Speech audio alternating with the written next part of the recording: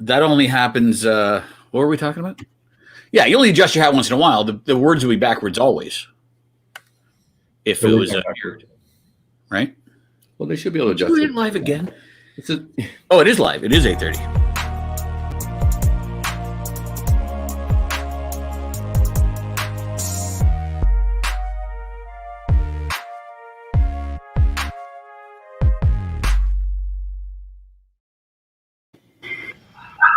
So I would like it to work so that when I point screen left, it's screen left for me, not just the opposite. And if I could adjust my settings in the camera for brightness and stuff, that'd be great. Yeah, it's like I said, it's like we're looking at ourselves, which are not normal. I didn't realize it was this good looking. You're all right. And Jeff, if everybody is a fan of the show, doesn't have a hat on today, that's not a hat. That's his actual hair. Pretty impressive hair. Thank you. I grew it myself. Yeah, not sure it's the right color, but hey, you got a nice. No, this is natural. This we can discuss. It's open. Hey, we got a thank you, segment wife. Yeah, was that right? Go. Of nothing that you watch for some reason I still don't understand, and the show that one guy will wait 40 minutes for us to show up. He's here all the time. Hey, Master. I love him. Yeah, he's awesome. Today is an interesting show because I got a guest. It's not a surprise. I put it in the title, so it's a surprise. The reason I'm here. Yeah. I was gonna send you an email saying screw you, it's too close to Christmas. Yeah. And then that's how Matt was on, so I came on. Yeah. And also we got a little extra topic of shit that was but isn't, and does that make any sense? Yeah. That could include something that dovetails with Matt, which would be the RC10 B2. Yeah. Oh shit. Matt, you're not even on, we're talking shit. So today's show, world champion. Pete, you said he won twice, which I was 95 with the B2, and in 2001, I think it was, with the XXX. Yeah, see, there you go. No more about Matt than me. XXX won the Worlds? Oh no, I'm thinking the XX. The XX didn't win the Worlds. Right? Sorry, never mind. Okay. I retract that statement. Although I forgot that Matt won twice. I thought it was just the 95 one, or whatever the 90 was, whatever it was in the 90s. Was it with the B2? Is that? According to the Wikipedia page for the IFMAR Federation, yeah. I like how you go to Wikipedia for its own website. So we'll wait for Matt to show up. He's an adult now. He has a job. He's probably showing houses and.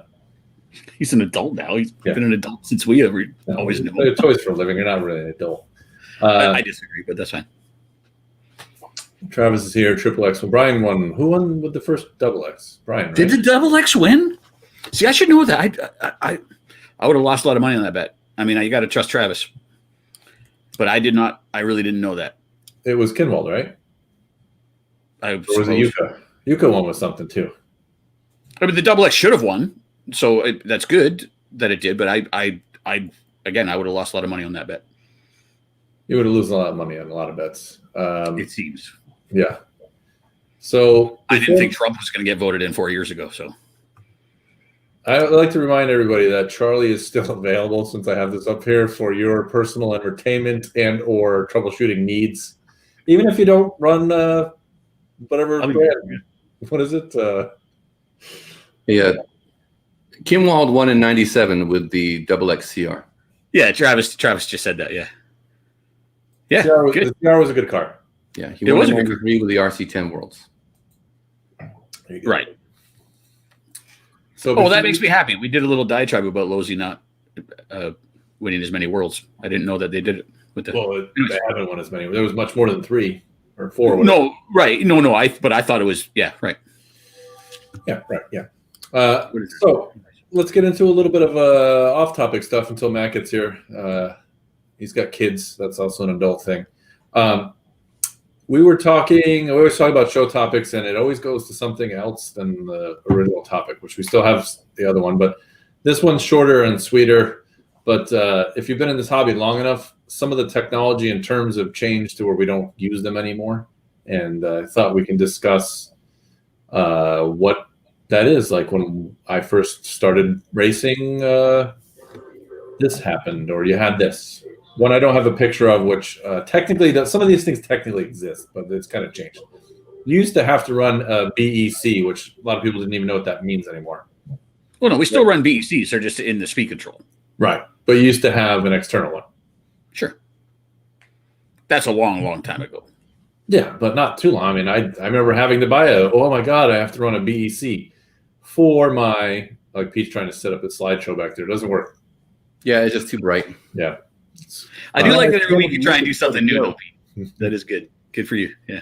You want to do something else? I got toy videos here. Pete's going to pour in the background.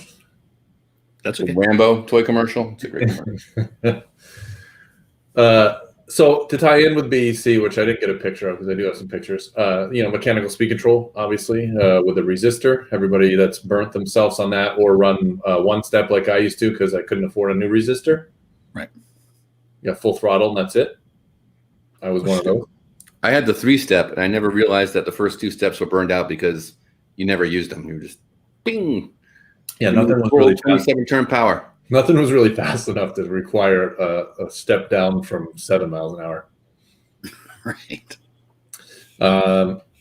Jeff, do you want to maybe have a picture of something you might be thinking of? Well, no, I mean, I brought this up to you a year or 2 years ago or whatever. The only one I had thought of then was servo tape, and we use servo tape still. Just no one who hasn't done this for a lot. Anyone who's in the last decade or even more doesn't call it servo tape. But we actually used to hold servos into our cars with it, so we called double-sided tape servo tape. I still call it servo tape. To be honest. I still call it servo tape, but you'd say that to a guy who got into the hobby last week.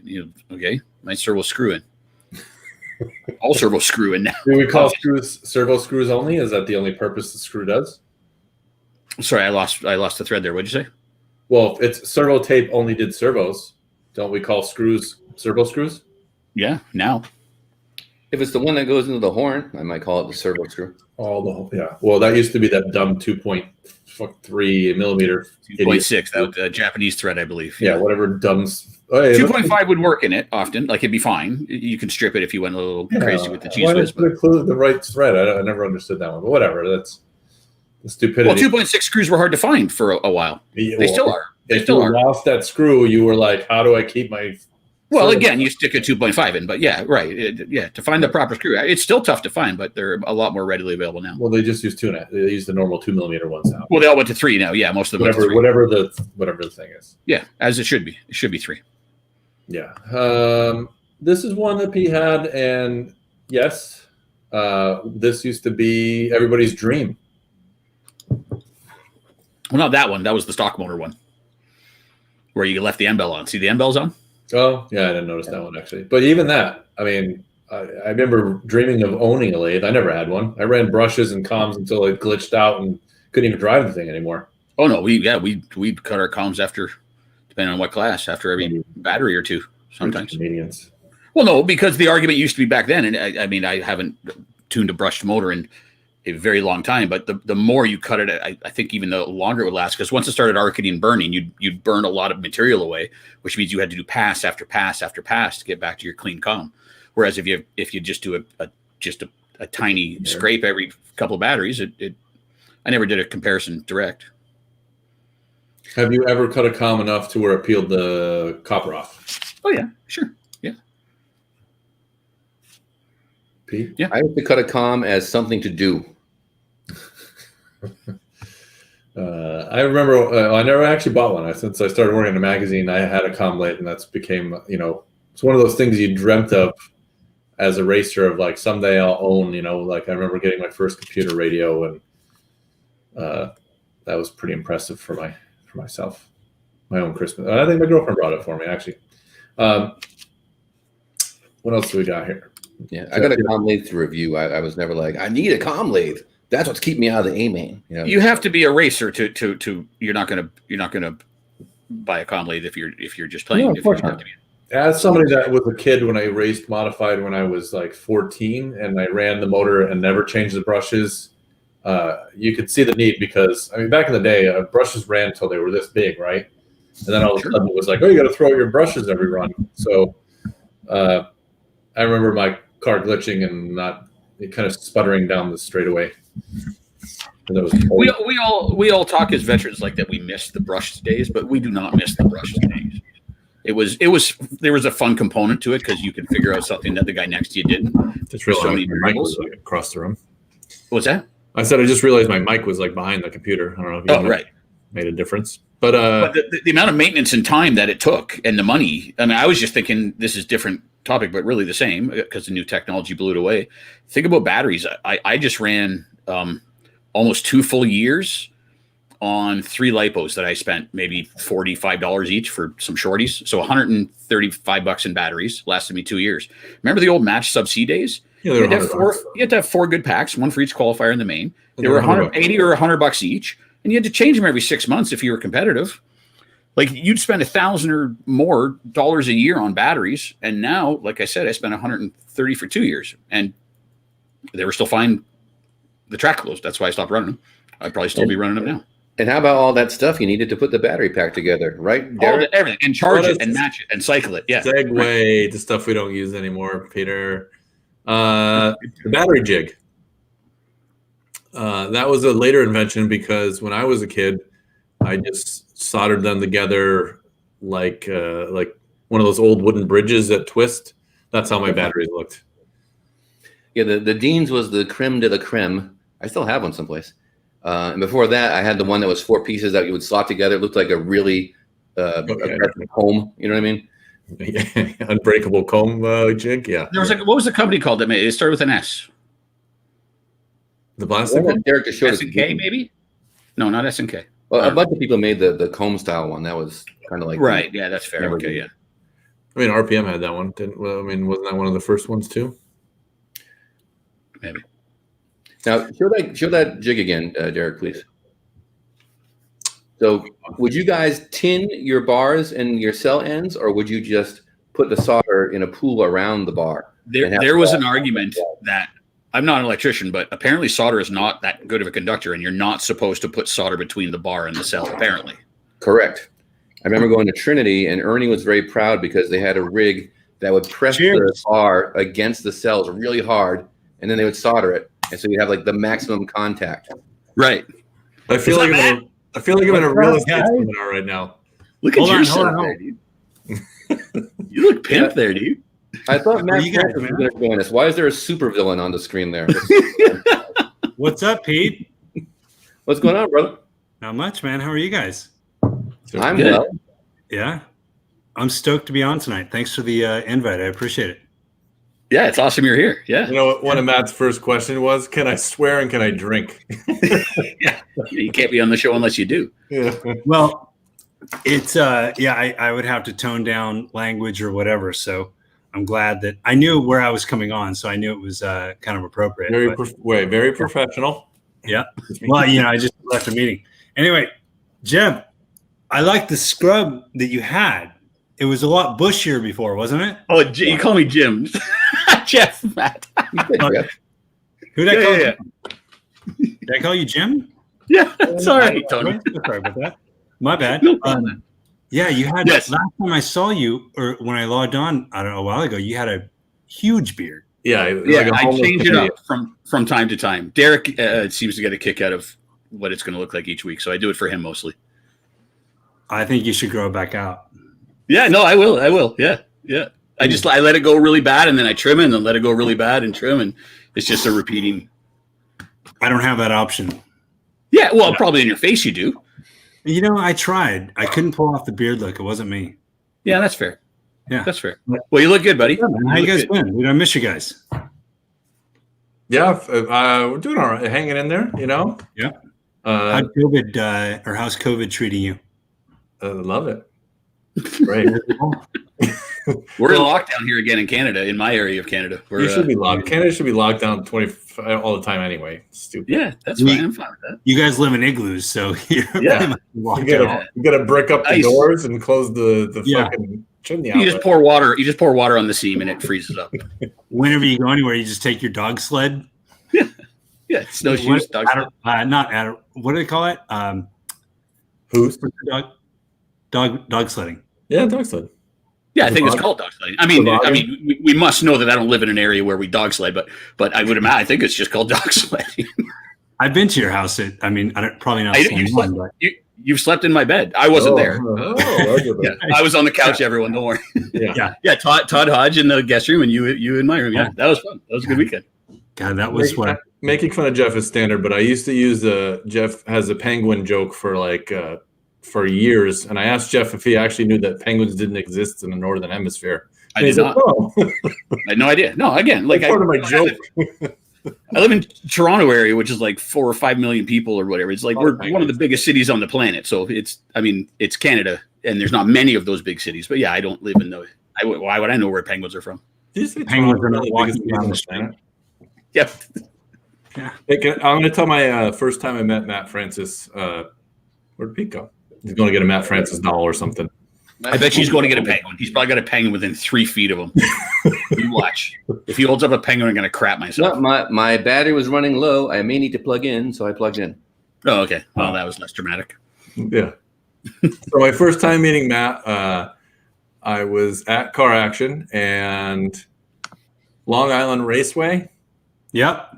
I don't know what dumb article I thought up of, but it was like Race with Matt, I think. And as a true editor, not prepared for anything, I showed up like a half-built car, fucking shit falling out. And I met Matt, who, as if you were into RC, Matt was like this godly status. And I think we're the same age. How old are you, Matt? Yeah, 46. Yeah, we're the same age. Yep. So it was like me meeting like this older, more mature RC racer. And halfway through the race, we realized that my speed control was only at 50%. Like I was on Traxxas learner's speed there. It's like, you thought you might have noticed that earlier if you had 50%. Well, no, I wasn't. And then that was it. That was our beginning of our friendship. I can just remember, and I don't remember the details of it, but I do remember that the Long Island Raceway and looking at this car, and so many times people would come to me like, "Hey, check out my car. What do you think I could do?" And I'm like, "Well, you pretty much start over. This thing's a pile of shit, right?" Which Matt never said. Stevie Wonder? No, nicest guy on the planet at the track. I mean, outside the track as well. But it was, it was kind of funny. I'm thinking, man, shouldn't you have really cool shit? You work at the magazine. Don't you get all the new stuff? But I was clearly wrong. But it was fun, man. And I mean, hell, that was 20 years ago, right? Probably. I almost to be honest with you. I think that was probably 2000. Oh yeah, 2000. Is that 20 years? Pretty good at math. That's 20 years. That's I have a degree. Yeah, I have a minor in calculus. Clearly, yeah. Hey, this year feels like 20 years in itself. So it really is. 20 years plus one COVID. So obviously, I pay attention to you guys via social media, right? I mean, we haven't talked in a number of years. I don't know when the last time I've talked to you, Pete, or to Jeff or Derek or any of you guys, right? But I see you guys on social media. Obviously, I know your haircut, Jeff, and the lack of haircut. Derek, I know your stove is broken at your house via Instagram. And then Pete, I've seen some of your videos and articles and something like that on Instagram or Facebook or wherever. So it's really cool to kind of think back of that time and think about how many cool friends and relationships and networks and stuff like that from that area. So really, this is funny because I had your old phone. I guess I never updated it, but This is the message I sent you 10 years ago when you asked for free beer tickets to a beer festival. When I look back, I'm like, oh, that's the last time you talked to Matt was 10 years ago for free beer tickets. I guess so. May 25th, 2010, 11:41 a.m. 11:41 a.m. I'm long since in bed by that time now. I don't really do anything past 8 o'clock. I think this is staying up late for me. It's nearly 6 o'clock. By the way, if you're looking for a house or any home in the San Francisco area, please contact Matt. If you want to put my phone number or your phone number, I will flash it every week for everybody, like I do to call Charlie. And ask him. Okay, I was going to say that's Charlie. Flash his number. Awesome. So, what else is going on, man? How's I see the Striker and the Sonic Fighter in your background. Well, the Sonic Fighter was a joke. Striker was my first vehicle. Uh-huh. That's a real box. I got back into vintage decade and a half ago and started buying all my childhood memories. So I had that hanging while we were doing the show, and one of our regulars made fun of me and called it the second ugliest Tamiya car. At which point we asked what the first was, and it turned out it was the Sonic Fighter. So I printed that for our I have no interest in the Sonic Fighter, but the Striker's legit. That's a badass vehicle. So I wanted a Frog in 1986. I wanted a Frog. I would have been happy with the Frog too. Sure. Actually, let's be real. Everybody who bought a Frog was very unhappy with the Frog. Why? Because it had the Blackfoot dog bones. It's broken. Oh, the hex dog bones. Yeah, but they were less of a problem on the Frog because of the smaller tires. Yeah, it still was a problem. But like that was looking back to all our Tamiya dreams from the box art. Like the Frog was, everybody's like, oh, the Frog, because it was all jumping with the suspension down. Yeah, and had a Frog, which is pretty awesome. Look at that Striker performing right there. Their box art was impressive. Yeah, right. Look at you can't see it, but there's dirt coming off one of the tires. Oh no, there's not. You can see that the Striker has. No, that's the Sonic Fighter. Never mind. Yeah, the Sonic Fighter has. Oh, that's a shadow, not dirt or oil. It looks like dirt. Yeah. No, it's dirt off the Sonic Fighter. I thought it was coming off the Striker, but anyways, the Striker does burnouts. Don't worry. For all the people that don't know how to solder a battery or have ever pulled an antenna up, Matt Francis was a professional RC car racer that retired in what year? 2005. Holy shit! Was it Italy? You were going to retire in Italy? Yeah, it was. Italy. Yeah, okay. Yeah. So he's won a couple races. If you'd like to refresh everybody's memory of how good you were. A couple important. Sure. Ones. Yeah, I mean, the older I get, the better I was. Clearly. But I won 2 world championships, 7 national championships, and a bunch of other shit in between there. Yeah, it was fun, man. It was good. It was a good era. It was a good run for 10 years. And in big classes too. I mean, there are mostly big classes at the Worlds, but you did well in big classes as well, which is even tougher. I'll tell you, these I don't really follow the racing so much these days, but I do kind of pay. I still talk to Todd occasionally, Richard Trujillo, Adam. Obviously I'm friends with all the guys on social media and stuff like that, but it's I still follow some of the race results just because it's on my feed. Yeah. But it's these guys are. It's crazy, man, how much they're traveling. It makes what I did seem like peanuts. Like staying at home, but yeah, I think they traveled more in your time.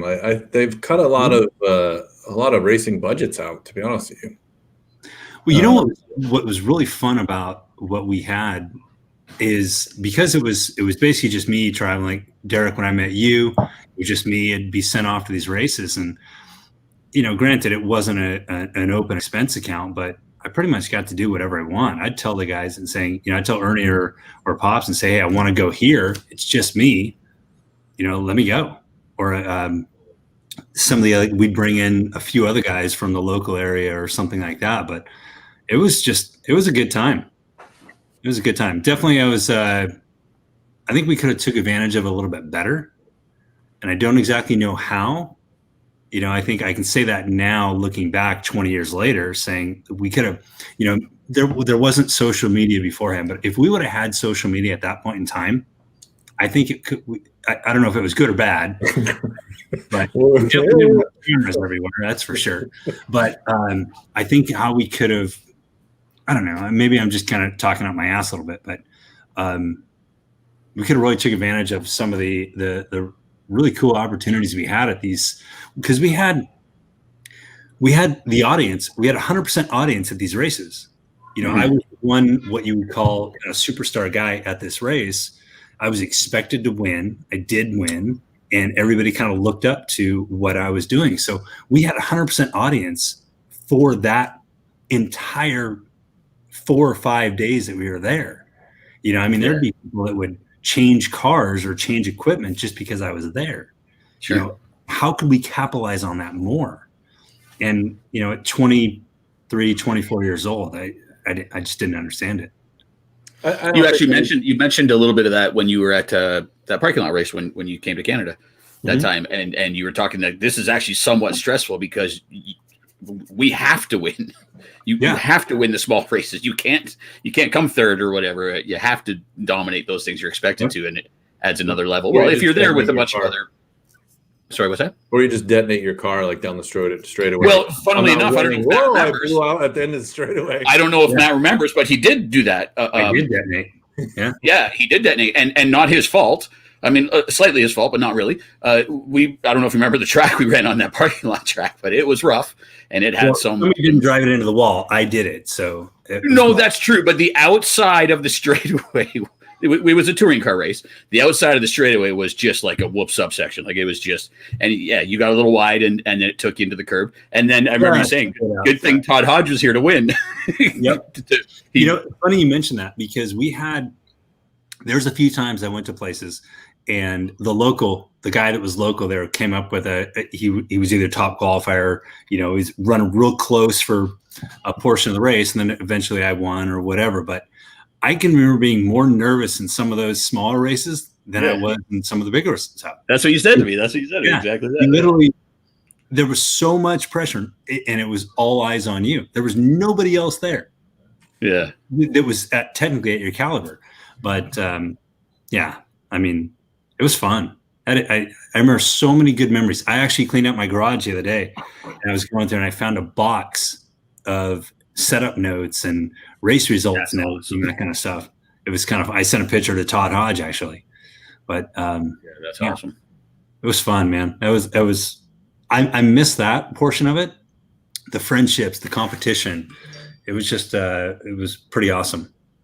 Yeah, I don't know how much it is different now because, I mean, I think all of us are kind of like you is we don't follow racing as much as it was when it was back then. That doesn't mean I try to think about it. Was it more popular back then or is it just because I care less about the racing part? Not that I don't like watching it and I get all the competition, but I'm not in it. We're not going to races and that wasn't it's not the focus of our magazine now. It's not, even though we like racing and the importance of it, I don't know if it's sort of like the skateboarding golden era. The golden era of RC, I think, probably passed. And now, how do you describe what the golden era is, though? There's probably a greater viewership now, but because it's more accessible, you can watch it on Live RC or whatever. Yeah, but it was probably a little more pure, and like I said, it's probably just like how skateboarding was. It's like when you say who's one of the best skateboarders in the world, it's nobody current, right? Well, I don't follow enough to say that, but you're going to say the same person that. But whoever is the best now is better than Tony Hawk right now. But is there a memory of that being made now? That's I don't know. Anyway, it's a tough comparison. Like we've used Matt as an example in some of these conversations. Where would Matt stand against the current competition? But Matt didn't run with brushless and lipo and all the advantages that came with the really, really prepped tracks and the really, really refined cars. So you can't answer this question. It's the same as the Tony Hawk and the current skateboarder. It's who knows? I think if we were good in our era, we'd be good in this era. Yeah, and I've argued that in the past. Masami came up as well, and I said that of course he would win now. Yeah, and I would agree with you that you would as well. Yeah, if you're the best of your game in '90s and you put as much effort in 2020, you'd still be the best. Now, who is the best racer you ever went against? Racing wise? Yeah, like if you had to say that when you raced against them, this guy could never be beaten. He's the best racer ever made. Well, I think anybody that was at our level of racing would probably say the same thing. And this may sound cocky or whatever, but I felt like when I had a good weekend, unbeatable, right? Just you were that confident in your own stuff. But at the same time, there's all these guys out there, the Kinwalds, the Masamis, Pavitas, those are the three names from my era. Granted, there was the Joel Johnsons, the Gil Losis, that kind of stuff from an era that was prior to me. But for me, it was Brian, Mark, and Masami were like the three, main. And then of course you had other people that were in there as well. But those three guys, I can remember going to races or getting ready to go to races around 99, 2000, 2001, 2002, kind of when I was peaking in those eras, saying, okay, we're going there to run three classes. Between Brian and I, we'll win all three of them. I may get one, I may get two, he may get 1, 2, maybe he gets all three, whatever. But I knew that it was a battle for basically first and second between us in that particular era, you know. And again, that's not to sound bad, but I had that much confidence when I was out there. And that's why I was so high strung. And I think if I could have, smoked a bowl or something and just really toned it down, not been so intense with everything, I probably would have done better. But I was just so intense all the time. And it's like, God, you didn't come off that way though. No, that might have been internalized, huh? Because you didn't come off. You didn't give that perception when you were very approachable and didn't seem that way. That's how he blew his hair out. Yeah, but right. Yeah, pretend. Yeah, maybe right. But Jeff has no stress because he just works inside and doesn't do anything. Smokes bowls all day, full head of hair. He's got a dying beard, but hey, why not have any hair? Maybe I touched it up. You know, you have a full head of hair. I can't do either. I'm like Derek. I wear beanies most of the time. Did you say you wear bikinis most of the time? Yeah, not beanies. Oh, beanie, right? Yeah, we call them toques in Canada, right? Yeah, Where's your toque? Yeah.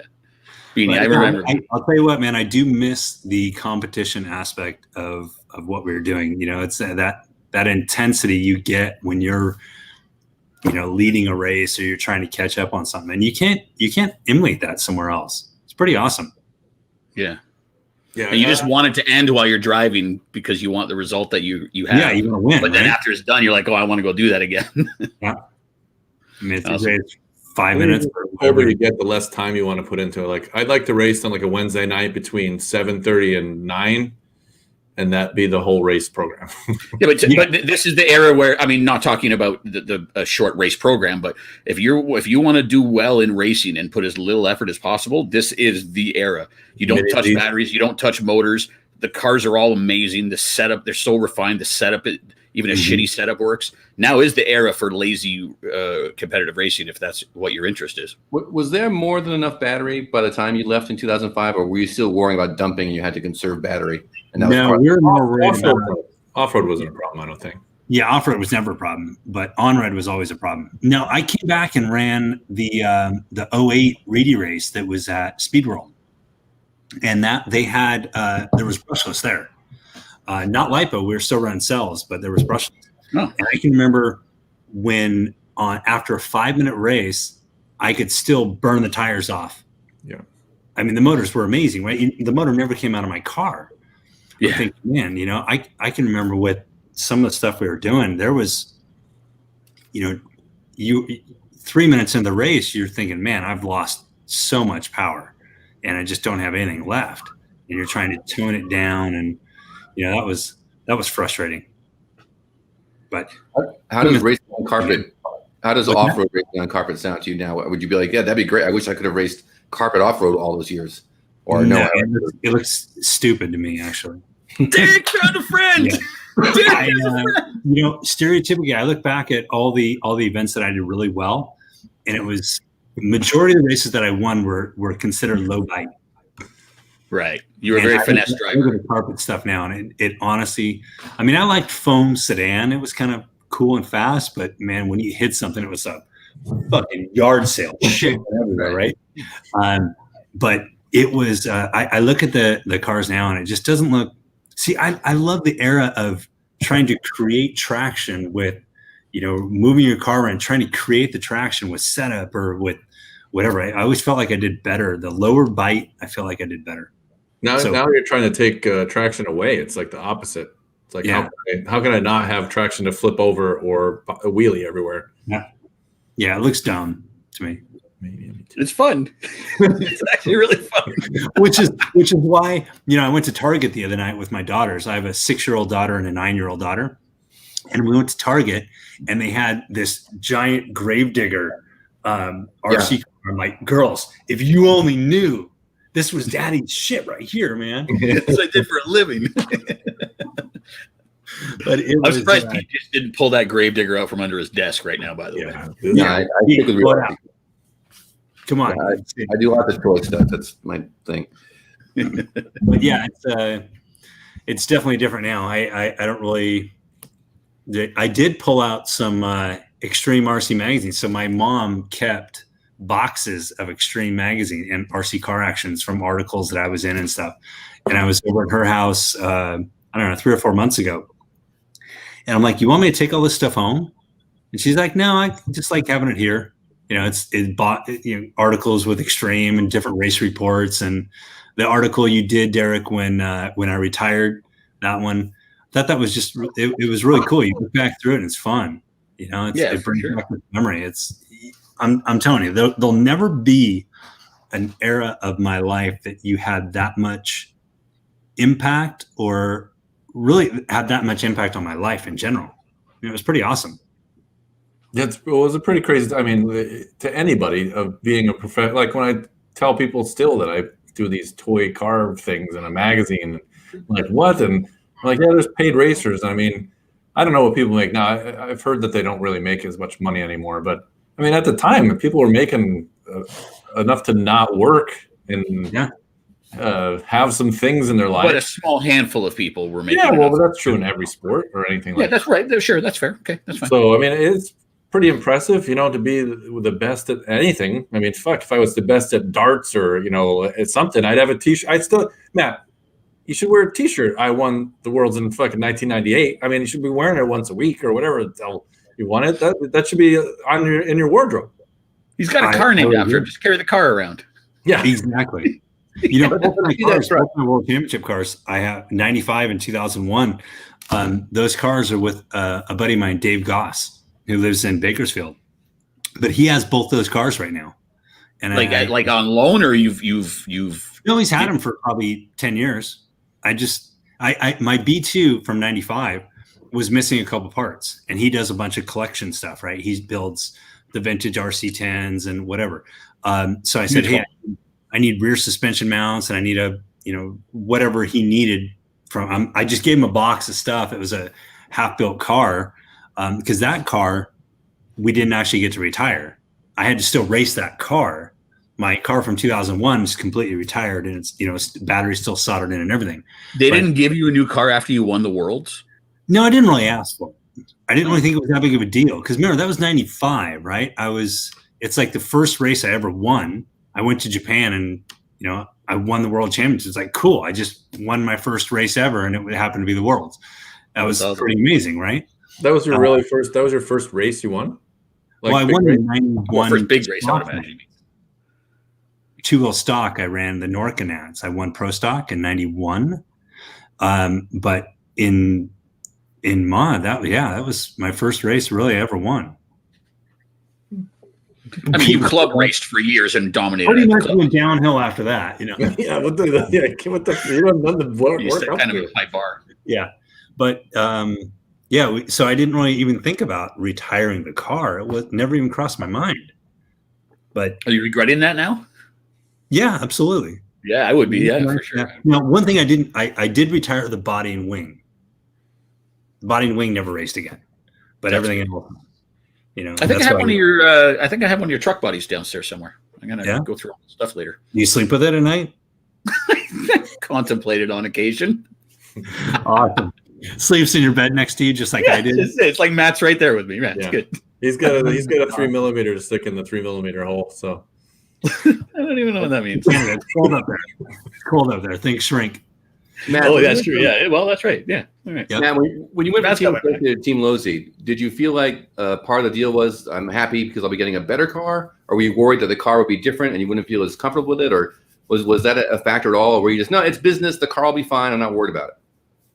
Yeah, I really didn't think anything of it. I was at a point where I was ready to quit racing, and that was 97, 96. I don't know. When did I start? Started 90. The re-race in 97. What was my last race with Associated? Re-race in 97, and I was burnt out, man. I wanted to quit, whatever it was, right? So. I was working, going to school, whatever. And then I just remember one of my friends, it was actually Dave Goss, who, one of my best friends in all the industry. He showed up with a Lathe car. I drove that and I said, maybe I'll make a change. Maybe I need a change. So then I changed, and my first race with Lathe was the Cactus Classic in 97.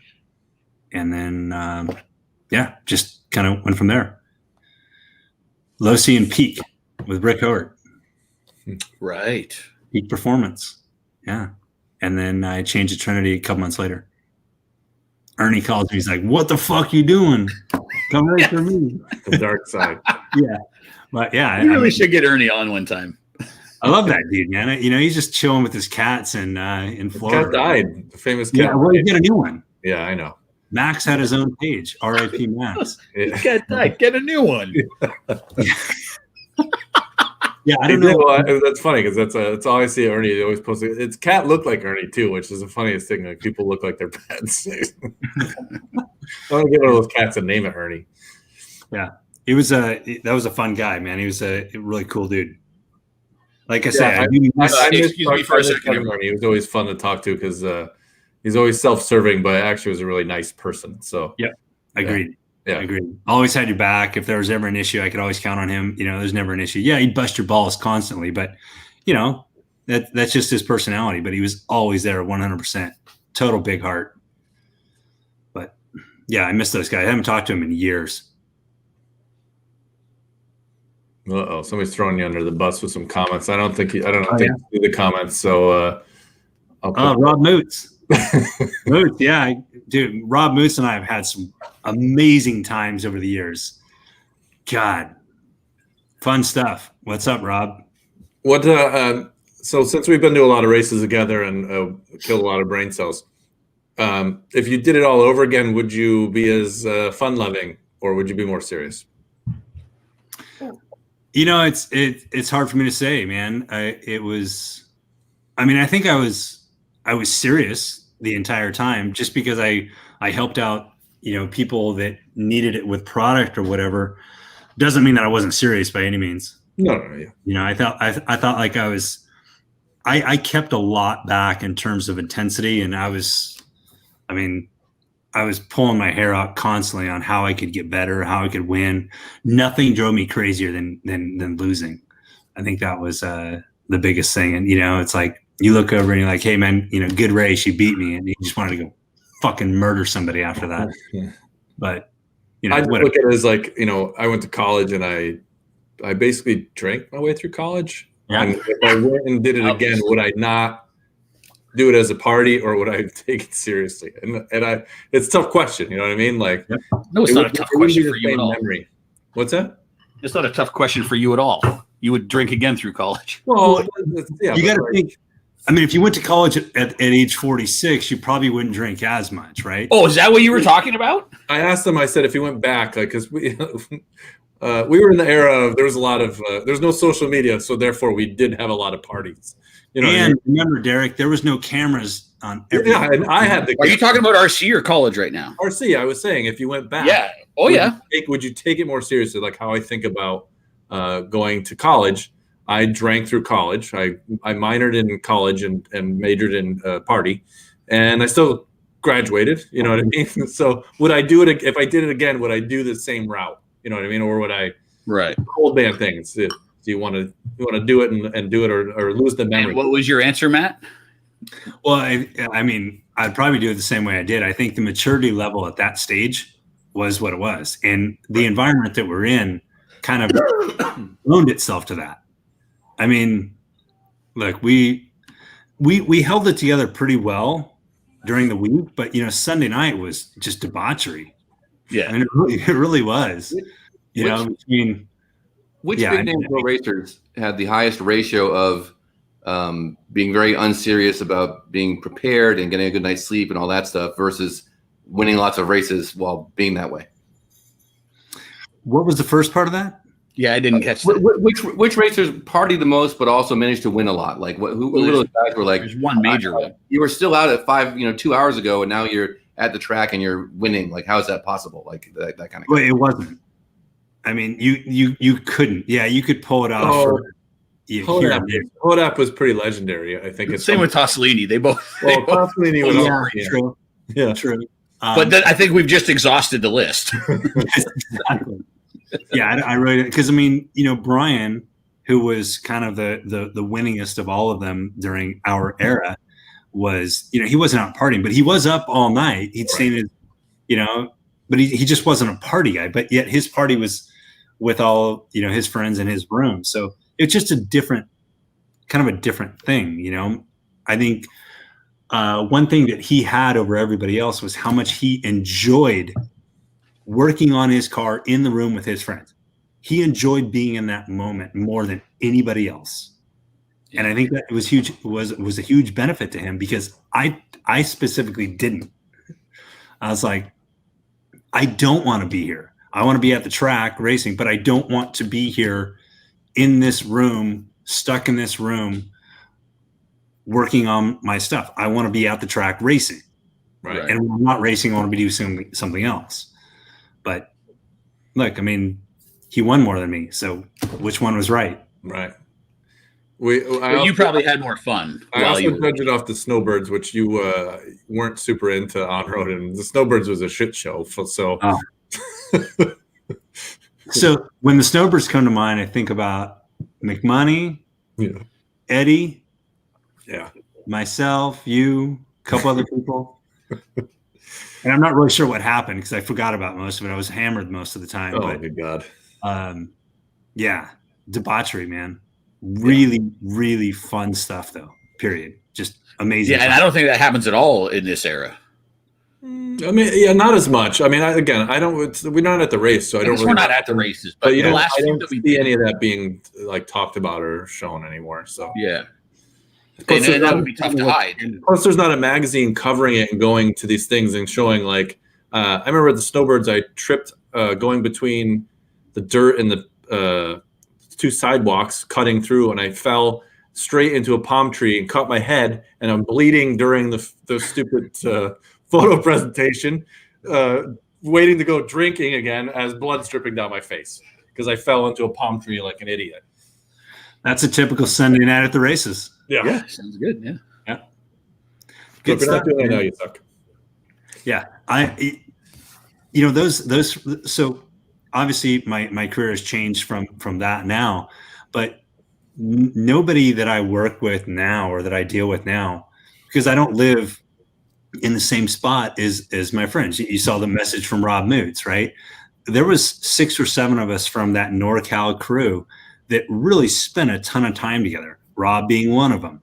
And, we just had so much fun after the races. Every Wednesday night or Friday night, we'd go out and we'd do whatever until, wee hours of the morning. And, now I don't live near those guys anymore. I haven't seen them in, 10 years, 12 years, whatever.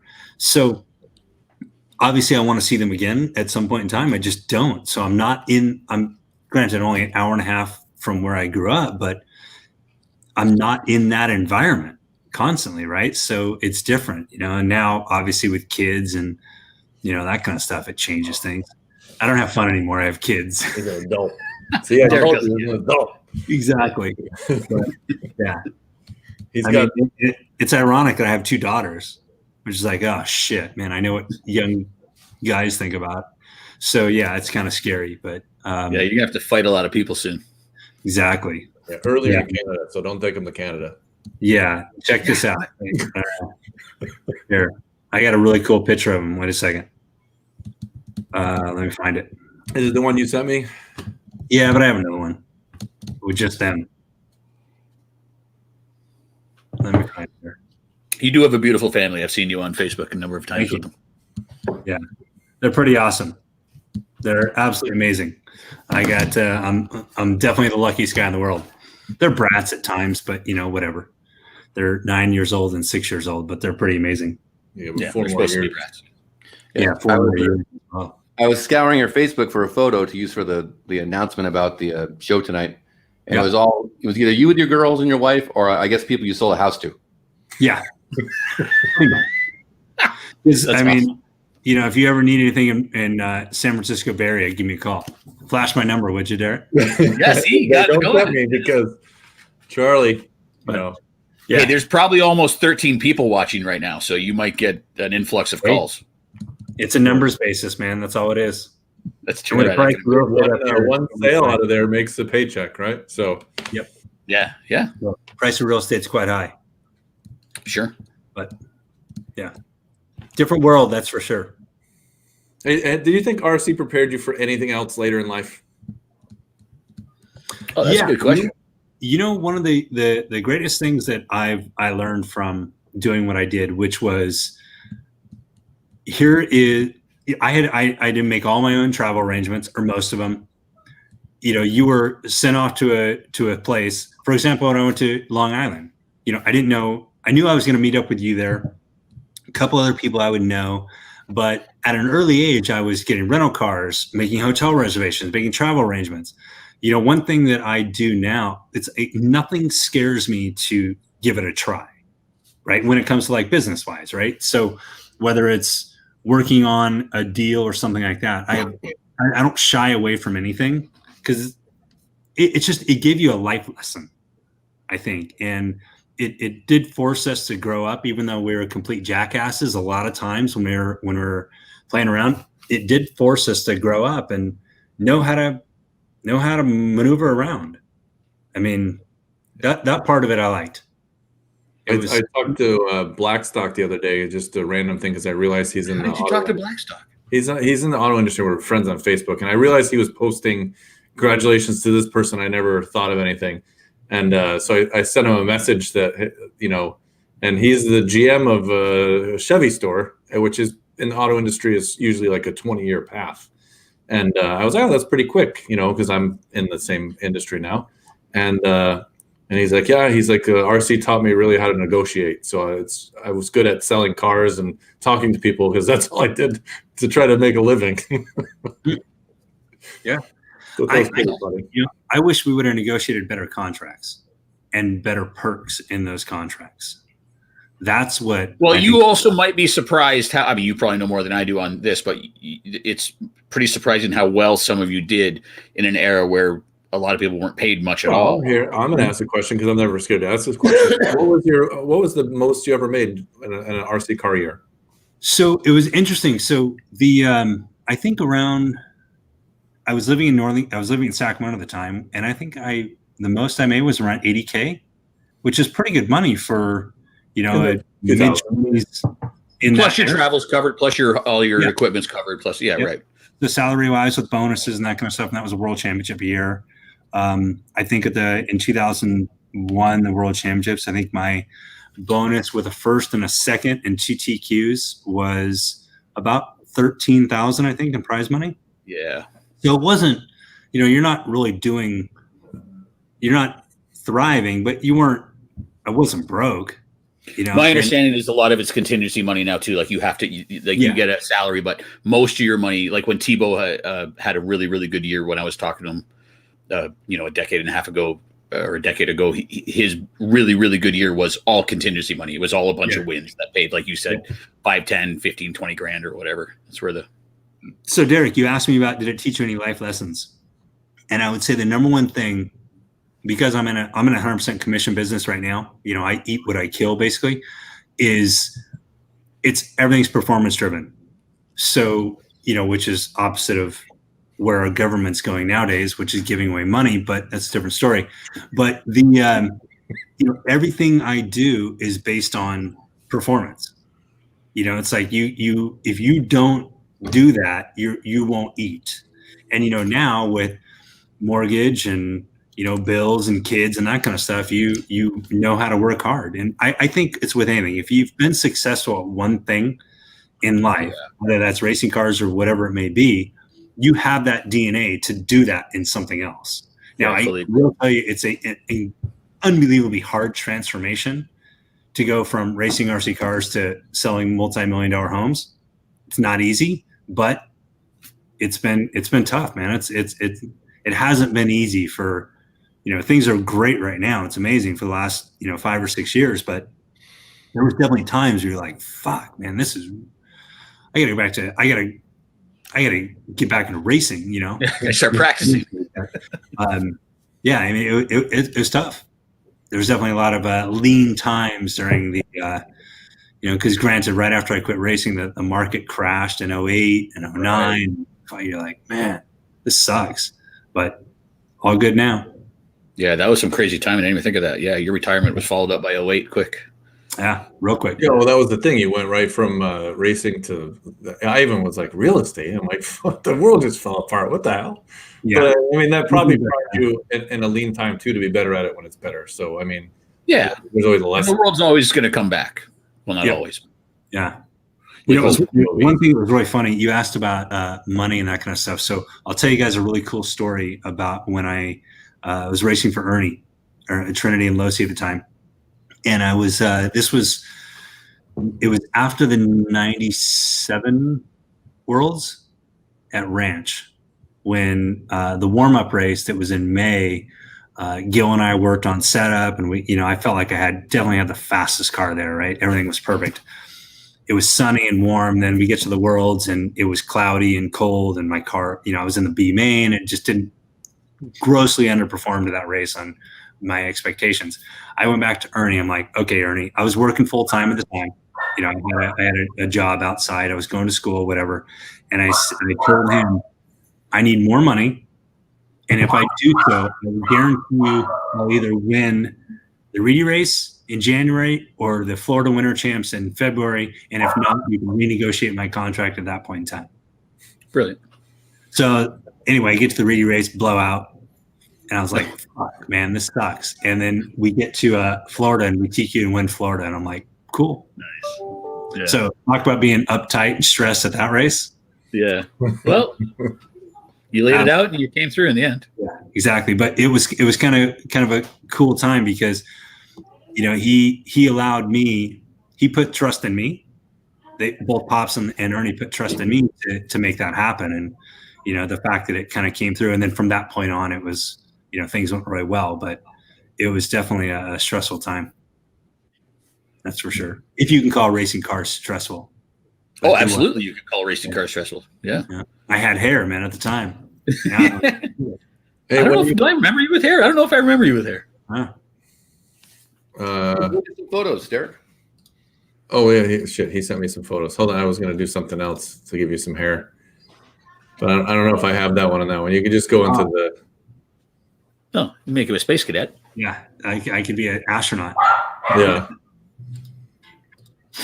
Yeah. Hey, has anyone noticed that my dogs haven't barked in like months? They're still alive. You killed the dogs? Well, I I don't know why they're not barking anymore. They used to bark all the Nice striker. Look at your teeth. They're very white. Good for you. Yeah, I got a bright light on there now, eh? Yeah, it's good. Yeah, now your mouth's off to the side. Yeah. We're B scary movies here. So Derek, are you in Riverside? Yeah, technically, yeah. Okay. And Pete, where are you? I'm in North Texas. North Texas? Like Amarillo? No, I'm up about a half hour north of Dallas. Okay. You haven't always been there, right? Weren't you East Coast? No, I came out here for Traxxas, and I just stayed. Okay. Wait a minute. You worked for Traxxas? That's crazy. You almost had me, dickhead. Do you work for Traxxas? I did, yeah. He did, yeah. It's a running joke. Yeah. It's not a Derek, running joke. Pete really likes Traxxas. Everybody really likes Traxxas. We already went Everybody through really it. likes Traxxas. I know. It's just more fun to make fun of Pete. I'm going to keep making fun of Pete. Matt didn't watch the show. Matt, name your top 3 RC cars of all time right now. God, definitely the original RC10. That's your number one? One. Yeah. What's number 2? So cool. You could make it look so cool. And I don't even have one now, but I totally want one. Is one of those big 5th scale, the 5 Ts. Yeah. I need to see how to get one of those. And then number 3 would be probably the Triple X buggy.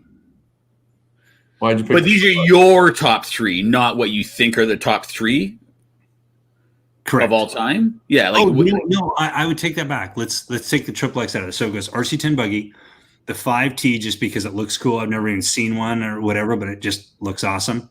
And then definitely the Traxxas T-Max. I think that kind of changed everything. Well, you nailed 2 of the top 3s that we came up with as well. Yeah, that's funny. Yeah. I think T-Max should have been number 1, but I got It voted. should have been, yeah.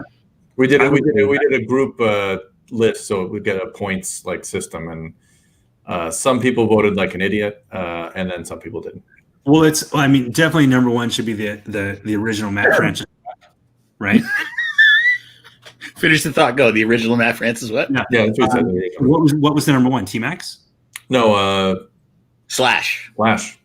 Slash. Oh yeah, okay. Which is reasonable, but then it went. I think Slash RC10 T-Max. I think was. It was Slash was. I was already gone. Yeah. Well, even I mean, yeah. Yeah, I guess so. Yeah. But original RC10, it's got to be number one. That changed everything. Well, it didn't. It didn't. We're all racers, but yeah, for racers, that's an obvious one. Yeah. Oh, I mean, I'm not saying it wasn't in there, but I think the T-Max was a bigger game-changing car than the RC10. I would agree. But from a racer standpoint, there's never been another car, and it never will be, that you could do so much customization to that car and make it look your own. Yeah, that was part of the fun, right? So you bought an RC10 and then bought every other part to replace every part. Yeah. Or you chromed certain portion or polished it or put different mill marks in it or whatever. You just that'll. I mean, I can't say never, but that was definitely by far the coolest RC car that I've ever had. Did you ever race when so the big trend when I was racing when I was young? Did you ever race with the trailing arm conversion? Yeah, so we had there was a company out here. You guys remember a name JD Beckwith? Yeah, of course. There was a guy. JD lives out here. He lives in kind of the more East Bay area, but he used some stuff called the Touch, which is a trailing arm system. And then there was A&L. A&L, yeah, for sure. A&L was the one I couldn't afford as a kid. Yeah, and then MIP had some. We ran those. Did MIP have trailing arms? Yeah. So I'll give you guys kind of a cool thing. I got a picture in 1987, January, February of 1987. I'm at an outdoor club race, and I have a mid-engine RC10 that I've built. So all these mid-engine cars. They owe you 10%. 87 motherfuckers. Yeah. But back then you could actually take that transmission and flip it around and flip the motor. Yeah. I mean, it was kind of cool that we did that. But yeah, it was. And then when what's his name, Chaz St. Clair did his mid-engine stuff. What was that company? Factory Works. X Factory. Yeah. X Factory. He did that. I remember he came. Kinwald ran for that for a bit. Yeah, I remember he came up to me when he was doing it, when he was building the prototype. He and Paul. Kinwald fixed their problem. Do you remember what the original problem with their car was? I don't. So it was a three-gear transmission, which means the motor rotation was opposite of traction. So it would rotate forward instead of back. So he lost too much rear traction. So I think Kinwald was the one that told him you got to make it 4-gear. So I mean that's a conversation now with current transmissions with carpet racing. Yeah, is that what they are, 4-gear? Well, to get the rotation of the motor that drives the nose down rather than drives the nose up. Yeah, the rotation of the motor is like a setup. You can build in many of the cars you can build it as a 3 or a 4-gear. You decide the rotation of the motor and whatnot. So yeah, that's interesting. I never knew. Matt, tell us about. You should try carpet off-road, Matt. You'd like it. I'll take you out. No, thanks. I'm good. But thanks for the offer. You and Derek, man. I don't know. Matt, tell us about going from the RC10 to the B2. Say again? Tell us about going from the RC10 to the B2. I mean, it wasn't even. We got the B2. I'm trying to think if we ran it at the warm-up race in '95. I think we did. Yeah, we did because we were running the Yokomo tires at the time. But I mean, it was totally different. But like our RC10s were pretty awesome back in the day. I mean, they were, that car, it just held its own for so long. And then going to the B2, it was just a better car in terms of performance. And I think, cars were built and designed for the era and tracks that we were running on at the time. Of course. So if you take today's car, could it run at Detroit with that off-road track? Freedom Hill? No. Freedom Hill, exactly. Freedom Hill, yeah, no, not a chance. Where it's all loamy and topsoily. Yeah. I can remember having, Gil Jr. and I used to have numerous conversations, and I'd come down and we'd spend 3 or 4 days at the track and just kind of picking his brain. And that was somebody who was a brilliant mind in terms of design and development. And he would just make you think differently. And he goes, everything we do has to be designed for that current era of racing. Yeah. If you're building a racing car. And it was different. I think that's where the transition, like I had a hard time with transition when we went to slicks or we went to the real high bite stuff. Yeah. Did you run clay a lot? Did you ever race clay, or were you out by that time? We were running clay. And we ran some slicks here and there, like in Dalton, Georgia. That was a diesel when they had to do diesel on them. Diesel. Right? Yep. Yeah. I remember Kinwald and I showed up, which, by the way, that was pretty devastating when that guy left us. Yeah. Yeah. Pretty sad day, man. But RIP Dirt. But yeah. I remember we showed up at that race and these guys are just pulling wheelies, and Brian and I are looking at them going, what the fuck are they doing? Yeah. And Brian was the one that first pointed out is their tires would come back completely clean and ours had dirt on them. And he's like, something's wrong. Something's different. They got something on their tires. And he smelled it. And, my dad was a diesel mechanic growing up, owned a diesel business. So I smelled it and I'm like, man, that's diesel fuel. Absolutely. And as soon as we put that on there, nice pick. Nice. Look at that trophy. Yeah. I still got it. It's at my mom's house. Still got that ribbon on. And I got that bottle of champagne too. Yeah. Nice. Good. 2 bottles of champagne in my house. One. All right. Ready for Matt with hair? Here we go. Nice. Look at that. Oh, I totally remember Matt with hair, obviously. Yeah. Now that I see it, of course. Yeah. I remember she was hot.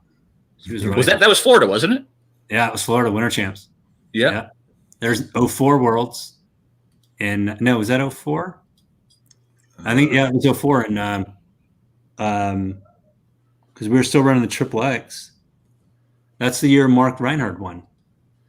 And was it Kissimmee? Maybe? There we go.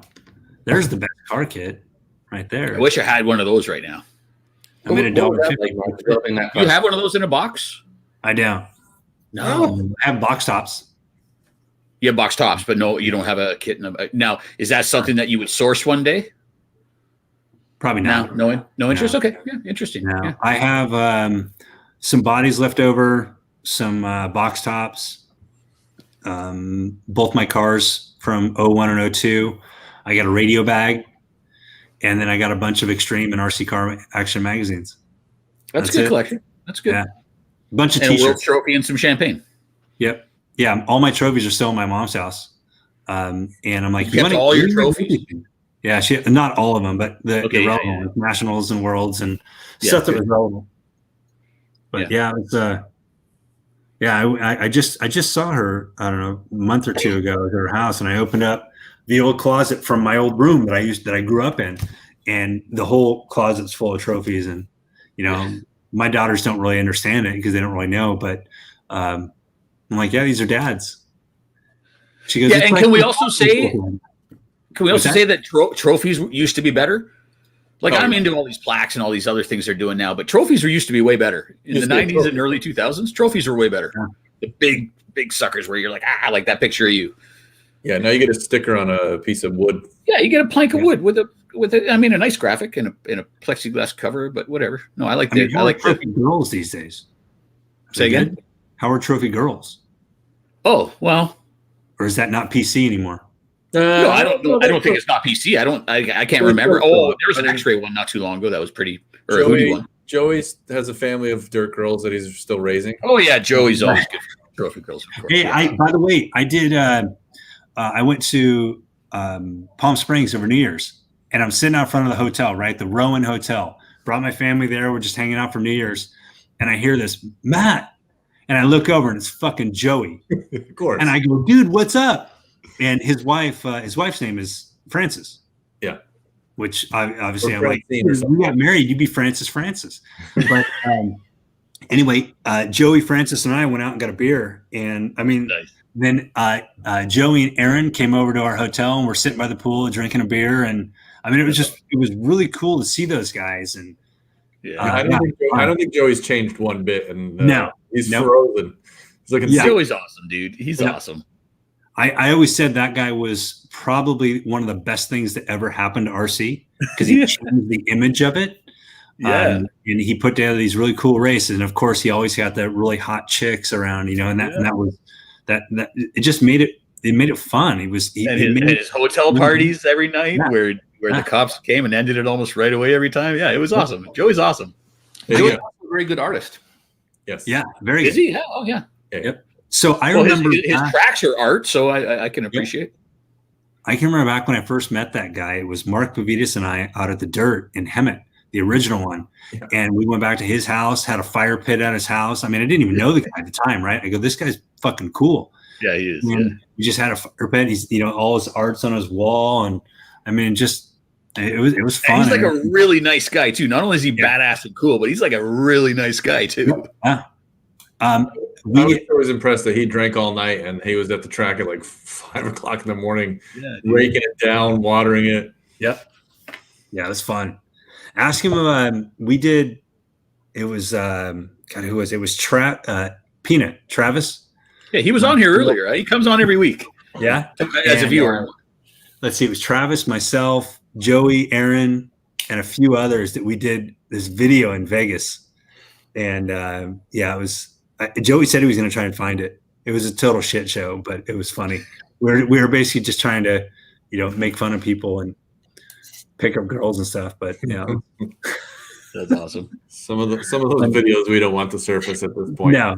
This one, I really badly want to get some of Joey's footage. I bugged him years ago about getting some of his footage to edit. And I don't think anybody wants anything shown from certain eras. Yeah, that's fair. Whatever. Yeah, like I said, Jeff, thank God these weren't available.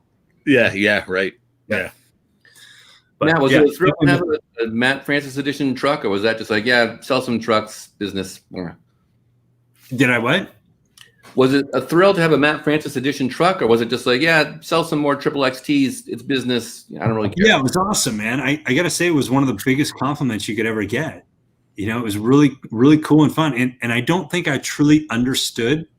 Looking back now, somebody who's, at 46 years old, I look back and think, man, that was quite an accomplishment. It was really cool. It was fun.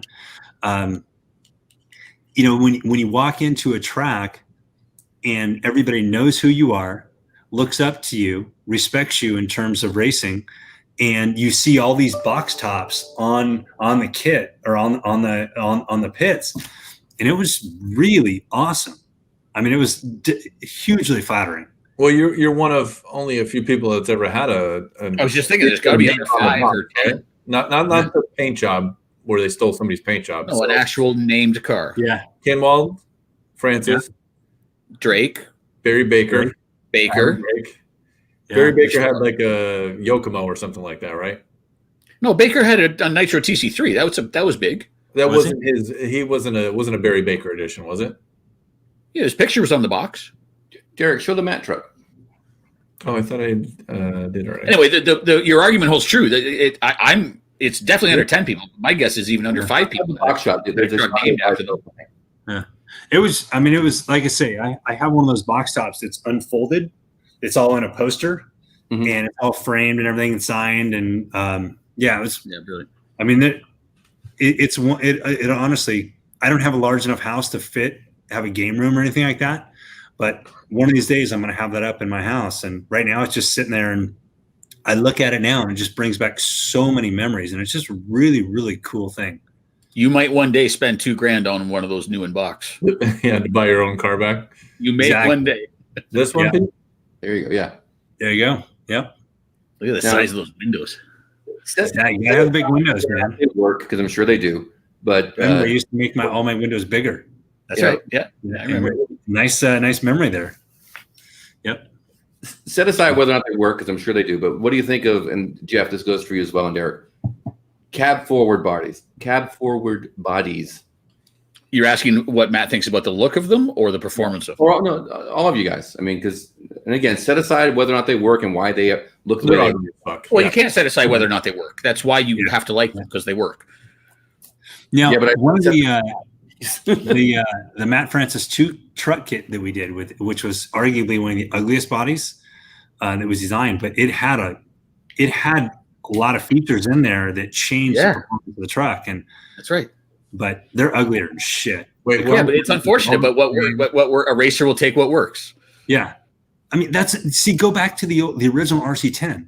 Everybody looked different. Everybody had different colors. You know, Dirtinator's over there with different voltage anodizing shit in his pits. I mean, that was the cool factor with it, right? Every single car looked different. Everybody had different anodizing, different mill patterns on, on the chassis. You just don't have that now. And I'm not saying there's anything good or bad about it. It was just different.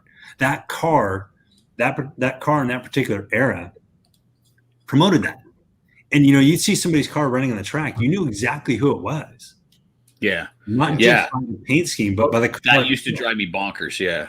As an editor covering races, when there was an era when everyone was painting their bodies white or fluorescent yellow. Mm-hmm. And I get why, if you're a pro and you're going through bodies a lot, but what a terrible race to watch when it's just a little bit different thought than what you just had, but similar, where it's just like white cars in first, white cars in second, yellow cars in third, pink cars in fourth. You needed to have a paint job that was recognizable. I totally forgot about the 2 edition. So did I. That's why I was like, wait, there was a 2? Yeah. And then when you mentioned the ugly body, I was like, oh, I think I do remember the ugly body.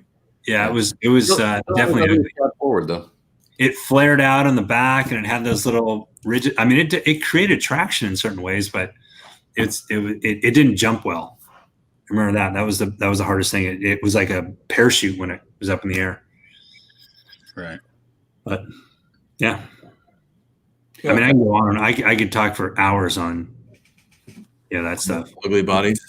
Ugly bodies. I think part of what made that whole era fun was that there were great leaps and bounds to be made in car design. It was fun to get stuff happen. Nowadays, it's there's millimeters of honing going on. That's and right. It's very mature. Unless there was a big rules change that would allow them to exploit some new design stuff. I mean, you're not going to see any dramatically new buggy design. And we probably won't even see any big rule changes unless there's a huge technology like brushless and lipo that forces it, because the manufacturers don't like that when you throw a huge wrench in the gears. So I think we're at this mature end of the industry that we're used to. Even if a new class comes up, it'll be mature quick because of all the knowledge from the other classes. So that ship has sailed. I enjoyed that, as well as I'm sure Matt and every other one of us that lived through that era, but that's gone. We're going to continue moving for there to be big leaps and bounds. So you can take it back even one more era, which was the J. Halsey, Clifflet, Gil Jr., that era, and say how much change they saw. Yeah. Of course, yeah. And then even go back even farther than that. But it's every step gets smaller and smaller. Yeah, well, sure. When the T-Max came out and people started racing nitro monster trucks, we got to truggies pretty quick. It did not take long before the T-Max became the modern truggy. Mm-hmm. Yeah, well, I think Drake ruined that one when he came out with his. It was Adam and I think Offna came out with their truggy trucks, and everybody was racing monster trucks, and that became the. Yeah, you're not going to compete with a 3-diff platform like an 8-scale buggy platform with truck tires. Yeah, it's a better platform than the T-Max, of course, for a racing. There was an in-between where people were putting truck bodies on an 8-scale. Yeah, that's the one that somebody that engine for $10,000 that they that class they won. It was the truck. No, that was different. That was Richard Saxton and Regan. Was it Saxton? Okay. No, that was they ran. Kyosho had they had their 8-scale. I forget what it was called. The Inferno ST, I think it was. It was a very specific chassis with very specific dimensions. There was one year at a Nationals in Missouri. I was at it. So were you, Matt? Oh God, that's the hottest I've ever been in my life. Yeah, that was scary. Yeah, and do you remember they had the loop at the exit? Do you remember that race? They had the loop at the exit of the pits. So every time you flamed out, you got a free lap, and it was fucked. It was fucked because then they had to start putting an official at the pits to see who's flaming out and start subtract. It was a mess. It was a train wreck. But with that being said, that was the race where they had this Roar Nationals where they had this weird Inferno ST class, and Saxton and was it Regan who did the modding? I think it was Regan who did the engine modding. Anyway, they had one of those Megatech had we'll give you $10,000 if you win a Nationals, and those guys found a loophole. Here's an Inferno ST that no one fast is going to race, and they raced it with a Megatech and won. And they collaborated to make sure that whoever ran the engine won. That was part of the thing too. Well, if Richard It wasn't Saxon straight out when running it was, your engine in a class where no one is fast, then Richard Saxon's going to win. So it was a given that he was going to win, as long as the motor lasted for 30 minutes or an hour. Sometimes they ran 30-minute mains back then.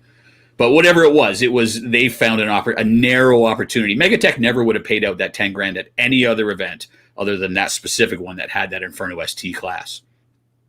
But that Inferno ST wasn't even a modern truggy. It was such a silly idea. I mean, like, no one was going to start buying Megatech engines to try and win the 10 grand. Well, no, it's actually a brilliant idea. Well, no, but you just pay out the 10 grand. That's only 3 pages in Car Action. You just pay out the 10 grand, and everyone now thinks that Megatech is a Nationals winning engine, and it's a brilliant idea. I thought it was very smart. I don't think they were doing it so you'd buy the engine to get the 10 grand. I think they wanted someone to put the engine on the podium, and then on the top of the podium, and then sell a bunch of engines, which wouldn't happen. You know, no one. Well, I don't have Megatech's books, but I would imagine if someone's looking at a $300 OS or $100 Megatech, you'd want the OS, and then all of a sudden Megatech is a national. I'm not saying people like us that are aware. Right, take away the Inferno ST class. How are they going to win? And well, they're not. Because they won something. All you gotta have is one result, and you can market the shit out of it. Right? That's it. Yeah. This was strictly for ads to put in the ad. I know how it works, but you're not going to get. Yeah, you know more than any of us. No, it'd be like Huffy saying, "Hey, look, if you win the Tour de France on a Huffy that you buy at Walmart, we'll pay you $1 million." Like, no pro is going to take that money because they can't win on the bike. No, unless they have some weird class at the next BMX race where you have to be, you have no arms, and then you find a guy with no arms to win with your Huffy, and then that's your Inferno ST class. That's the point. I'm that's what my story was. You can't take my story and claim it as yours. That was my story. Any good contingency is designed to sell the product to racers because they will try to win with it. It's not just. Yeah, we only need to sell one engine to one guy and he'll win. And now, that's where I disagree with you. Then, yeah, I disagree. I don't think that they would. We'll never know. I don't think they put it in place to sell engines to people that were hoping to win 10 grand. I think, like Matt said, they were hoping someone would win the 10 grand and then market because of it. But that's fine. It's just a difference of opinion. Yeah. If I'm in the boardroom of Megatech, I'd say, guys, look, no pro is going to, buy a Megatech engine to try to win a Roarnats or an IFMAR Worlds with their engine. So now the story is like, yeah, we couldn't even get people to try our engines out with 10 grand on the table. Like, it was just but they did. Someone did buy the engine, and someone did win, and someone found a loophole. It wasn't because like that's what I said. Good. Like, yeah. So let me ask you this, guys: how much do you think winning now affects sales? I mean, what are the ads? I haven't picked up a magazine in some time. I think it still matters a lot. Yeah. Yeah, I think so. Is there still ads like there was? Well, listen, I'll give you an example. I'm very much into the hobby, as we all know. I have no idea if Red's engines are any good. I don't know if a Red's engine is better than OS, but it sure seems like it may be based on some of their marketing and potential results. So anyone who doesn't follow super closely, I think, of course, that would have an effect still to this day. Yeah. I think the biggest sales factor is who is fast at the track, at the local track. Yeah, I would agree with that too, Pete. Yeah. Ads work. Yeah. But the era of a consolidated news source, like 3 magazines in this RC industry with no internet, being this piece was like, yep, we're going to go win the Nats. We're going to put an ad in Extreme, RC Car Action, and what's that third one? Where the third one was. Driver or and then we will reach everybody, and we're gonna see an impact. Those days are long gone. It's so I don't agree. Anyone that again, let's use Reds as an example. Let's say Reds wins the Nats. I don't think that if I buy a Reds engine that I am now going to win the Nats, but I now at least think or know that Reds is capable of winning the Nats, and that's all I need to know. I need to know that it's good enough. I'm never going to be that good. But I need to know that it's capable. So I slightly disagree. I'm going to mute Jeff. Jeff, can I mute you for a second? No, you don't need to mute me. I'll stop talking. Yeah. So you remember when we had the whole discussion about the era of people winning with other people's products and then putting it in there that they won? That was last show. Yeah. Idiot. So winning at the national level means nothing how good the product is. Because odds are it used to assuming that they actually use the product, it does show that it is. So I had to mute him. It doesn't show because we've been proven that back in the day, it used to be that the pros weren't even using real stuff that the consumer got anyway. I'm going to keep him muted with all that movement. Matt, did you use batteries that anybody else could use? Did you use a motor that anybody else got? No, that shit was all one-off stuff made to win. The stuff that we bought on the shelf was a different conversation in electric. It was pretty garbagey. Yeah. Anyways, I would say that the batteries were a little bit better that we were using. Yeah, they were cycled, and you got the cream of the crop. Yeah. No, but electric is that's a different conversation. If you were racing electric back in Matt's day, there was a huge, I remember this was a huge deal because it was in the era of you needed picked batteries to win races. And Chris Dosick went and won Cleveland with a store-bought battery that he bought at that little kiosk outside the ballroom. He bought a over-the-counter battery and won Cleveland. That was the first time out of all the races I covered that a team driver didn't have to use the crazy batteries. Nitro, that wasn't an issue. And since LiPo and brushless, that's no longer an issue. But there was a time, and you can speak to this way more than I can, Matt, so let me know if I'm wrong, but you had to have Ernie's fancy motor and battery that was picked to win some of these races. Am I wrong, Matt? I would say in off-road, it wasn't very relevant in term because you can always maybe I'm thinking more on-road. Yeah, on-road when it comes to sedan stuff. I mean, especially sedan or 12 scale. Yeah, current off-road, which is basically carpet, which is dumb, by the way. But I think so. Personal choice. It's so good. It's so fun. Yeah, it doesn't look fun. But anyway, again, I'm just reminiscing about the past. That's all. But I would say in the on-road, it made a huge difference.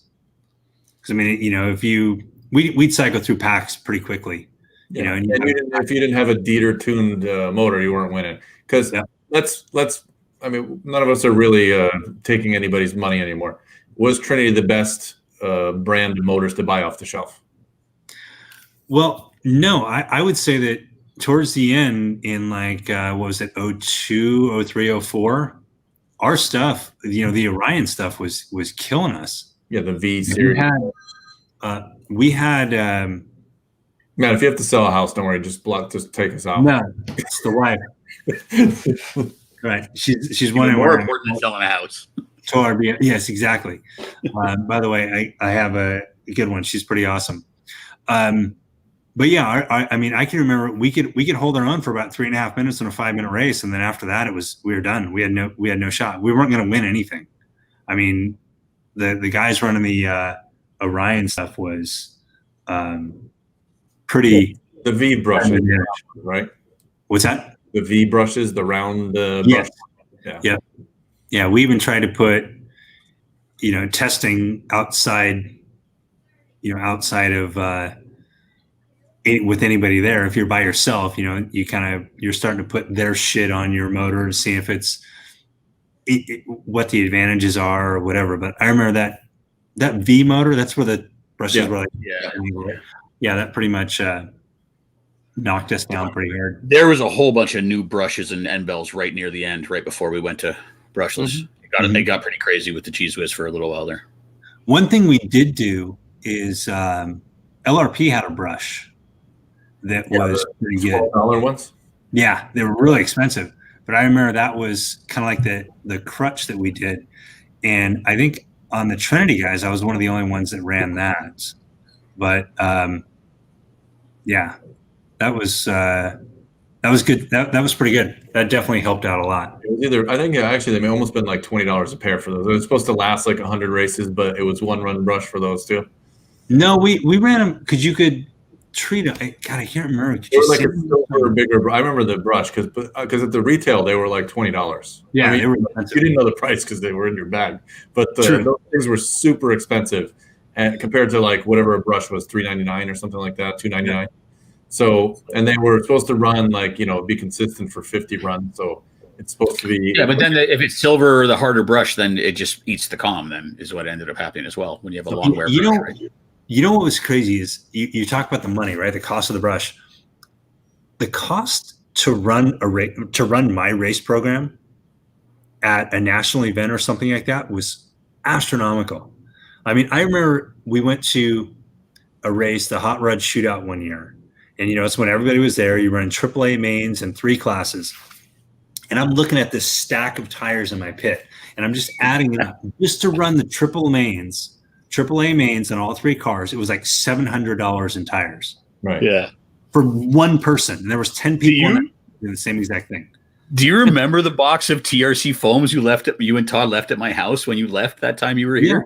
I mean, it was you guys are like, hey, listen, we're not taking these back if you want it. Yeah. It was like a huge box of like brand new in the box because they had to send everything. You had to send all your compounds, everything had to be sent because you didn't know what worked. Yeah. And I mean, I couldn't imagine that cost, seeing little Johnny over here trying to compete or, how stoked he is to make the main. That's why these guys were so excited when we'd have 1-run tires and we'd give these kids tires. Yeah. And, then they go out and, beat you with them. You're like, fuck, whatever. But it was, it was really, it was so out of control expensive. I don't know how some of these guys did it. Yeah. Well, they did do what everybody else did, and we're down like in the F main with 40 run tires. Yeah. I mean, I'd make orders from, Losi or wherever, and it'd be thousands of dollars of stuff would show up at retail costs would show up at my house. And, I have my pit set up behind me, and I basically have pegboard, something's broke. I just reach back and grab a, $20 or $30 item, put it on there, not think anything of it. Which you also have to add a bit of that, maybe not all of it, but some of that to your income at the time. Not that it matters; it's just an arbitrary number. But if you were to go and start a hobby on your own, I mean, you fill a golf bag and get a membership. It's $5,000 or whatever. You collect stamps. You're going to spend a lot. Like you also having your hobby or job hobby, however you want to word it, paid for. That's like having another 10 or 20 grand a year you're making because you don't have to. I went through a lot more than 20 grand and stuff. Well, right. Yeah. Right. Now, if you were a general hobbyist, you probably wouldn't have been in that same volume of equipment. But yeah, right. Sure. Right. But that's why it blows my mind where you'd see attempts at spec classes and they would always instantly go away because you'd think people like, yes, spec racing, thank you. So much less expensive, but they would never, ever succeed. No, because it's not less expensive. And it's not cool. Well, it is all about cool. People would ruin it. I can win the spec racing because I'll just buy tons of these spec tires and just use them 1 run at a time. Well, that defeats the purpose. Remember the spec tires that came out and they were blue? Yeah, I remember those. Smurfies. I mean, whoever thought that was a good idea? I mean, I understand the concept of it, right? And it wasn't. The execution of spec racing was good, but the idea, I think, of spec racing is good. Right. I agree. But it wasn't cool. And you didn't want to go and race without you just didn't want to race if it wasn't cool. You saw my stuff or Brian's stuff or whoever it was that was winning at that time or your local area, they weren't running blue tires. Right. It just wasn't, it didn't have the cool factor. If you want to win, you want to win. You don't want to win against. Well, even look at guys who race stock now. You want to spend a lot of money, race stock. You would think that stock racing is about keeping the cost down, but no, it's like, we all run stock motors, but we will spend $1 bazillion on the car to get a gram out of the top shaft or whatever. That's just how racing is. We've talked about this a million times. Yeah. So what I'm going to do now, because we've been on an hour and a half and Matt's got to get home. I got to peace out too. And I appreciate the time and I miss you. So miss you guys. Make sure you call me next time you go to fucking Palm Springs and you're 10 minutes from me, asshole. We're going in April. All right. Are you really that close? I live in Riverside. Palm Springs is 30 minutes away. It's closer than 8 hours, right? So, okay. That's right. You used to be up in Northern California, weren't you? Who? Matt. Didn't you used to live up? Yeah, I forgot about that when you made the 8-hour reference, Derek. Yeah, I totally forgot. I was in one of the most expensive county in the country. Yeah, I was in Sacramento, and then I moved in 2006. I moved to San Francisco, and then in 2011 I moved just north of the city. Now I'm in Marin County. I'm in a town called San Rafael, but I'm sitting right now at one of my offices in Mill Valley.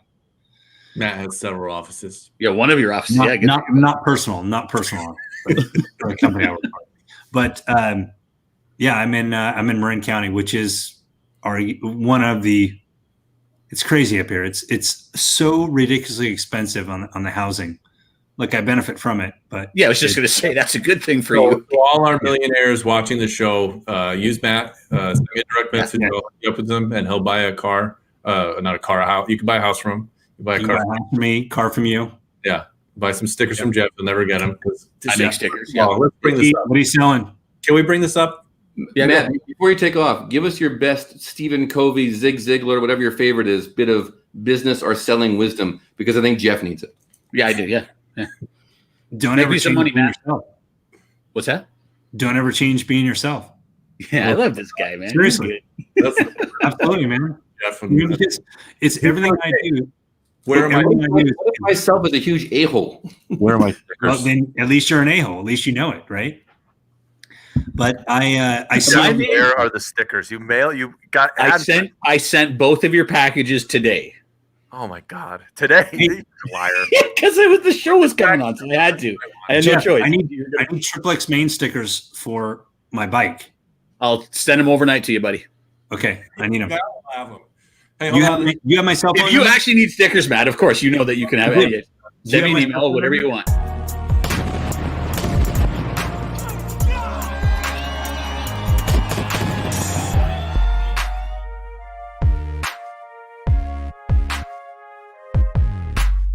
Hey, everybody, subscribe to the magazine. Look at Derek's so mad because you're going to get your stickers before him. Buy a house from Matt, and don't buy anything from Jeff because you're never gonna get it. Jeff, you have my cell phone number. Well, I do if it's the same.